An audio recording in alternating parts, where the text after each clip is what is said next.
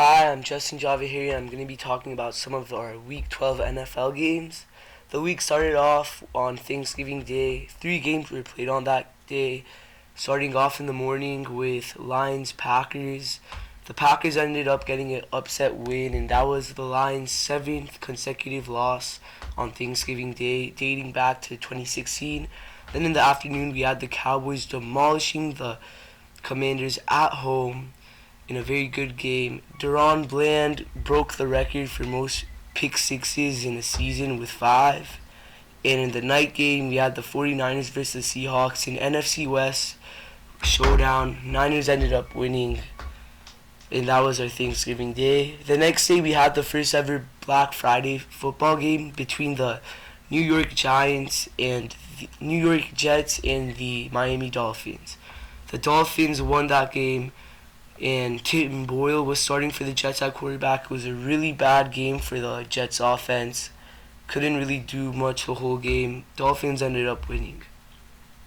Now on Sunday, a lot of good games in the morning. One notable one was the Jaguars vs. Texans, a rivalry game in the AFC South. It was for the division leader. Whoever won got to win it.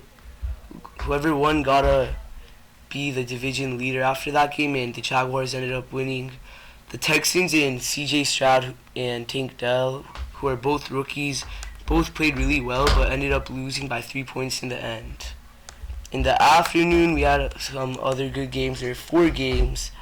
My favorite, my Rams, were playing the Arizona Cardinals, and we outright demolished the Cardinals, as we always do, in Arizona.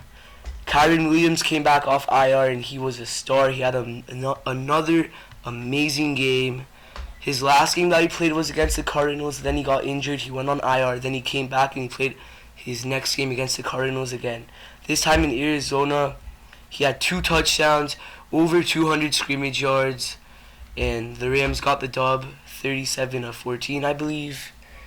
Matthew Stafford had 4 touchdowns, and the Rams pulled him out in the 4th quarter, and we brought in Carson Wentz, our backup quarterback, to come in and play. It was a good game on defense and offense. We had some rookies making plays. Kobe Turner recorded 2 sacks. The defense did a fabulous job. The first drive of the whole game, the Rams went down and scored with Tyler Higbee. Tyler Higbee hasn't been doing well most of the year, but he made a statement game. He felt healthy. He came in and he scored 2 touchdowns. He had a really good game as the Rams came away with the W. Another afternoon game on Sunday was the Eagles versus the Buffalo Bills in Philadelphia at Lincoln Financial Field. The Eagles won this game in an overtime thriller. Most of the game, the Buffalo Bills and Josh Allen had the lead until the end, when the Eagles kicked a 60-yard field goal to send the game to overtime.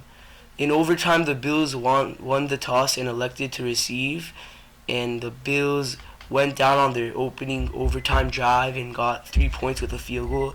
Then the Eagles got the ball, and all they needed was a touchdown to win, and that's what they did. The Eagles marched right down the field, and Jalen Hurts ran in a 12-yard rushing touchdown as a walk-off to win the game. On Sunday Night Football, we had the Ravens versus the Chargers at SoFi Stadium in Inglewood, California. The Chargers and the Ravens, with 2 young quarterbacks, dueled it out. At the beginning, in the first half, the Chargers couldn't really do anything on offense. They only had 3 points.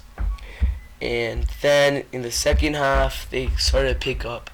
The Ravens had 2 touchdowns, both scored by Rashad Bateman. Or Zay Flowers, Zay Flowers, he had a good game with 2 touchdowns. He really looked good. He's a rookie out of Boston College. He did good. Ravens are now leading their division after the win last night, and they're looking pretty good. And that's all the Week 12 games so far, and we have one more game in Week 12. That's tonight, the Vikings versus the Bears in Minneapolis, I believe. Should be a good one.